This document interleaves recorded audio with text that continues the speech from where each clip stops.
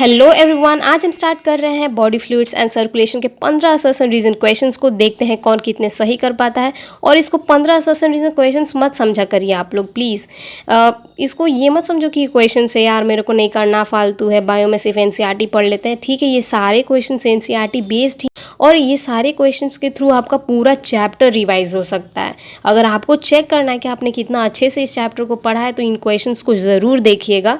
So without any delay let's start with question number 1 का assertion. RBCs are devoid of nucleus in most of the mammals.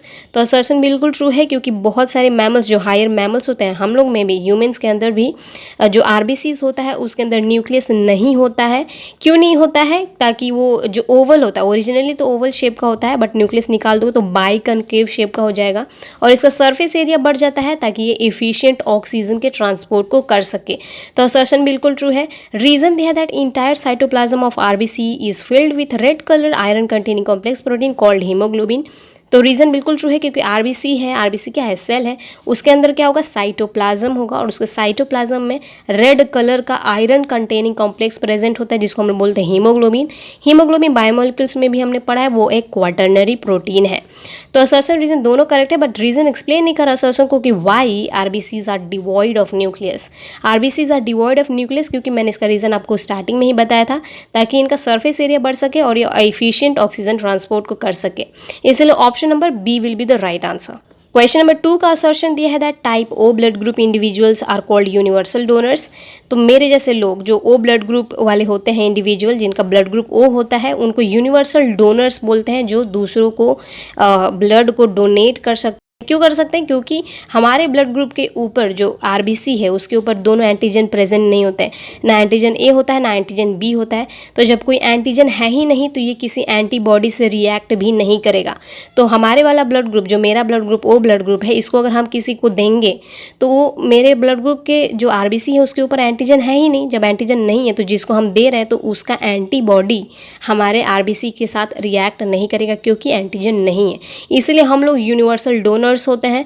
Reason दिया that RBCs of O blood group है both A and B surface antigen. Reason बिल्कुल गलत है। अगर दोनों antigen होता तो ए बी ब्लड ग्रुप होता, ना कि ओ। ओ मतलब कि उनमें दोनों एंटीजन नहीं है, ना ए है ना बी है। तो रीजन गलत है, असर्शन ट्रू है। Option number C will be the right answer. Question number 3 का असर्शन दिया that fibrins are formed by the conversion of inactive fibrinogen in the plasma of the enzyme thrombin. तो assertion बिल्कुल true है, क्योंकि fibrin कैसे बनता है? Blood clotting के टाइम बनता है, जब ये फिब्रिनोजन जो कि इनएक्टिव है, इन पर thrombin active plus calcium ions act करते हैं, तो ये इनएक्टिव फिब्रिनोजन कन्वर्ट हो जाता है फिब्रिन में।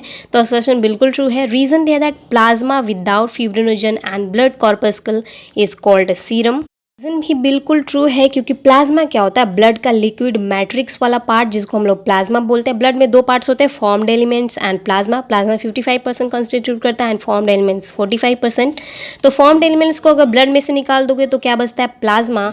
और प्लाज्मा में से अगर आप क्लॉटिंग प्रोटीन, क्लॉटिंग फैक्टर्स जो होते हैं उनको अगर निकाल दोगे तो क्या बनता है, हमारा सीरम। तो रीजन बिल्कुल ट्रू है। असर्शन भी ट्रू है, बट ये दोनों एक दूसरे को एक्सप्लेन नहीं कर रहे, क्योंकि दोनों ही अलग अलग स्टेटमेंट्स हैं। इसलिए option number B will be the right answer. Question number 4 का असर्शन दिया है that the process of clotting can occur in absence of all cellular elements except platelets. Assertion सही है, क्योंकि क्रूशियल जो सबसे इंपॉर्टेंट चीज़ होता है ब्लड को क्लॉट कराने में, वो क्या होता है, प्लेटलेट्स। प्लेटलेट्स के बिना आप क्लॉटिंग नहीं इमेजिन कर पाते हो। इसलिए आपने देखा भी होगा कि जिसका प्लेटलेट काउंट एकदम कम हो जाता है, उनका ब्लड लॉस बहुत ज़्यादा होता है, वो ब्लड क्लॉट ही नहीं हो पाता, जिसकी वजह से ब्लड लॉस ज़्यादा होता है। इसीलिए अगर कोई भी चीज़ नहीं है, सारा चीज़ का एब्सेंस कर दो, अगर आप सारे सेलुलर एलिमेंट्स एब्सेंस हैं बट अगर प्लेटलेट्स एब्सेंट है तो आप ब्लड क्लॉटिंग नहीं कर सकते हो। इसलिए the process of clotting can occur in absence of all cellular elements except platelets. Reason दिया that calcium ions is essential for blood clotting. तो रीजन बिल्कुल ट्रू है, क्योंकि कैल्शियम आयंस बहुत ज़रूरी है ब्लड क्लॉटिंग, क्योंकि हर स्टेप्स पर ही ये कैल्शियम आयंस यूज़ होता है। ये एक वो फैक्टर की तरह काम करता है जो कि एक्टिवेट करता है सारी क्लॉटिंग फैक्टर्स को और एंजाइम्स को। इसलिए calcium ions is essential for blood clotting. Assertion reason दोनों ट्रू है, बट रीजन एक्सप्लेन नहीं करा असर्शन को, ठीक है, क्योंकि फिर यहाँ पे वही बात है कि अलग अलग स्टेटमेंट है, आपको समझ आ ही रहा होगा। इसलिए option number B will be the right answer. Question number 5 का असर्शन दिया है that lymph in a lymphatic system is known as tissue fluid. तो असर्शन बिल्कुल ट्रू है क्योंकि जो लिम्फ है जो ओरिजिनेट कहाँ से होता है, lymph in a lymphatic system में is known as tissue fluid, क्योंकि ये ओरिजिनेट होता है फ्रॉम द फ्लूइड जो कि सराउंड किसको करता है, बॉडी के सेल्स से। जो सेल्स हैं उनके सराउंडिंग में कुछ फ्लूइड होता है जिसको हम लोग क्या बोलते हैं, इंटरस्टिशियल फ्लूइड बोलते हैं।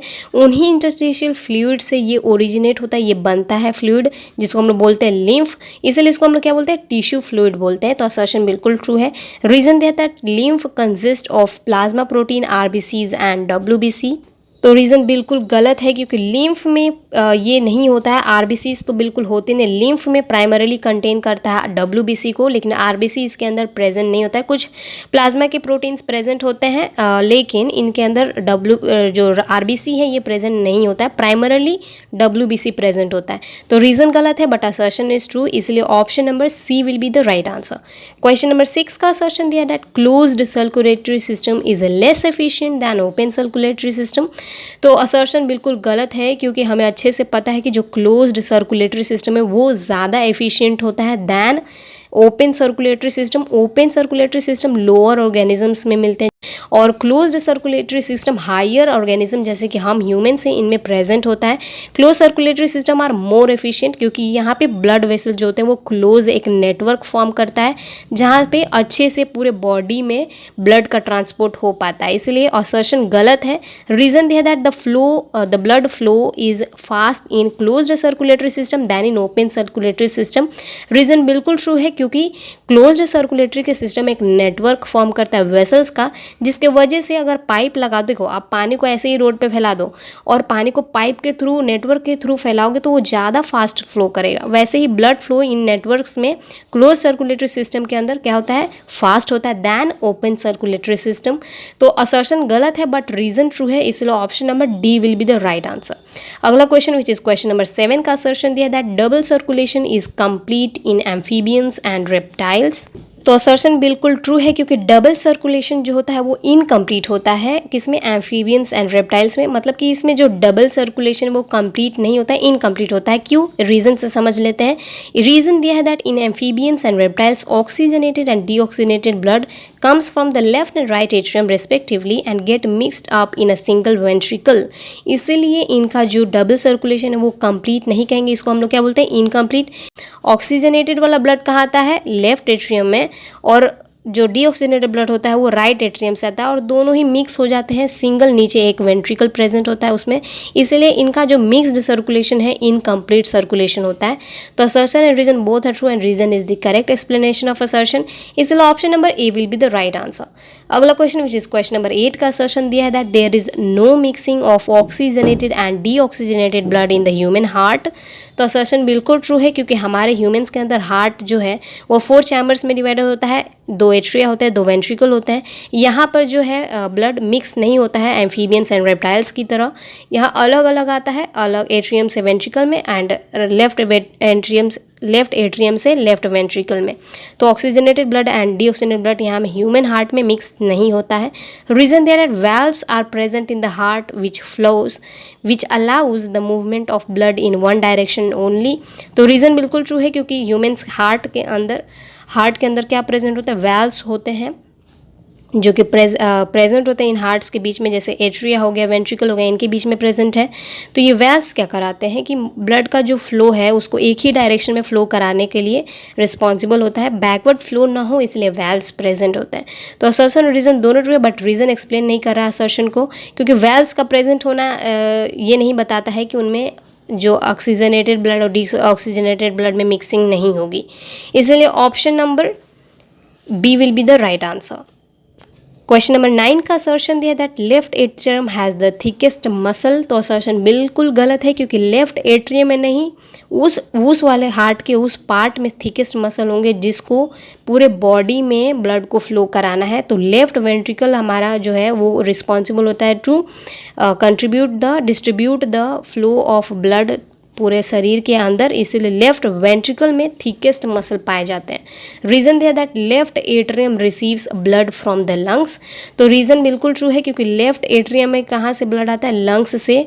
ऑक्सीजनेटेड ब्लड मतलब जो डीऑक्सीजनेटेड ब्लड निकला था कहाँ से, राइट वेंट्रिकल से, ये जाता है लंग्स के अंदर, वहाँ प्यूरिफाई होकर के फिर वो ऑक्सीजनेटेड ब्लड जो होता है वो लंग्स से कहाँ आता है, लेफ्ट एट्रियम में।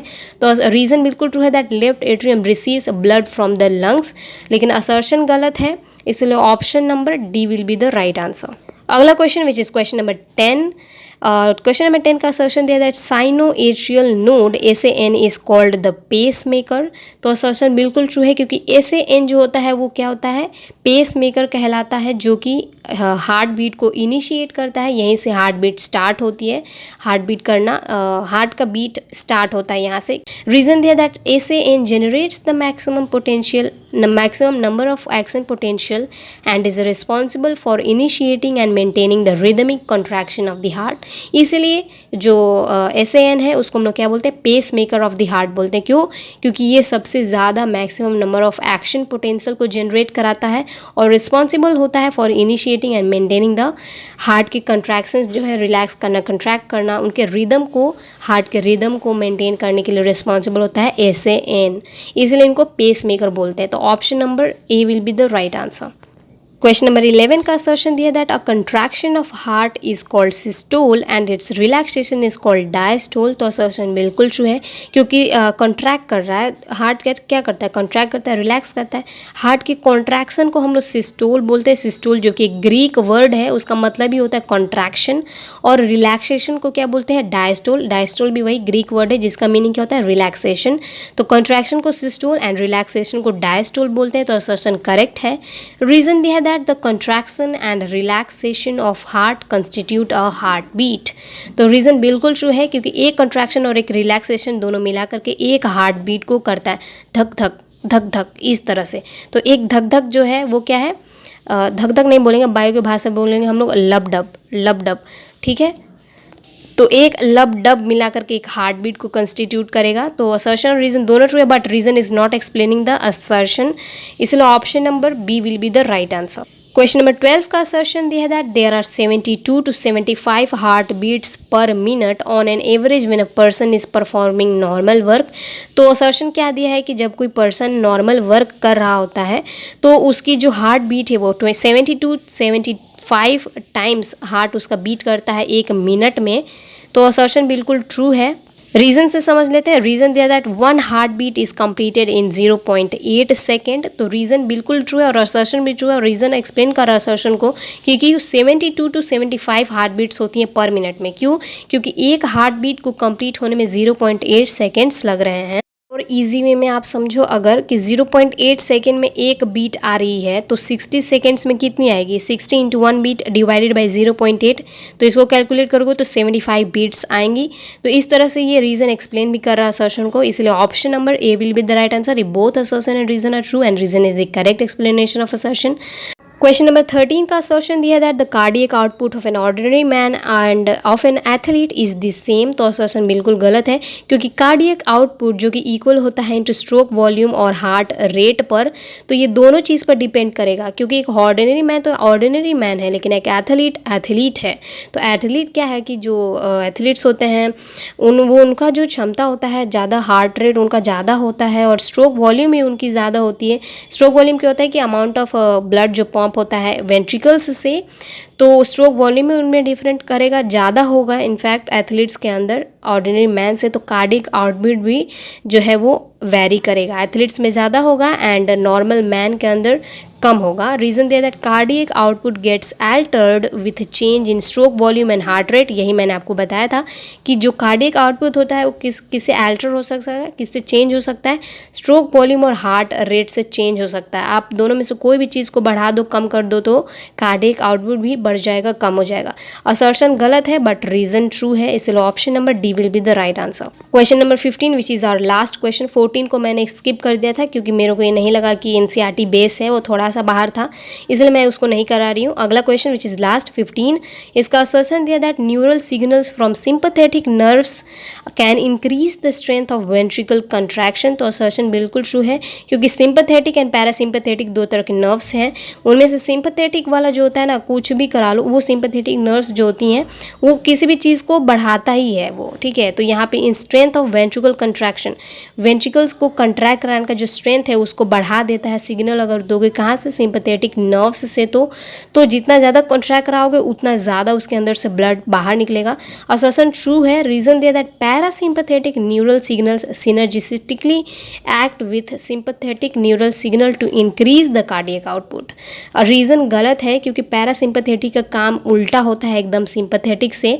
सिंपैथेटिक जहाँ पूरा बढ़ा देता है हर चीज़ को, जैसे वेंट्रिकल कंट्रैक्शन को इसने बढ़ा दिया जिसकी वजह से ज़्यादा वेंट्रिकल से ब्लड निकलेगा और कार्डियक आउटपुट बढ़ जाएगी। लेकिन पैरासिम्पैथेटिक वाला इसके उल्टा काम करेगा। पैरासिम्पैथेटिक वाला क्या करेगा, इंक्रीज नहीं करेगा, डिक्रीज कर देगा वेंट्रिकल कंट्रैक्शन को, जिसकी वजह से ब्लड फ्लो कम निकलेगा वेंट्रिकल से और कार्डियक आउटपुट डिक्रीज हो जाएगी। तो रीज़न पूरा उल्टा दे दिया है, इसीलिए असर्शन ट्रू है but reason is false. Option number C will be the right answer. So here we complete this. पूरा चैप्टर खत्म होता है हमारा 15 क्वेश्चन। आई होप आपको समझ में आएगा। Thanks for watching. Thank you so much.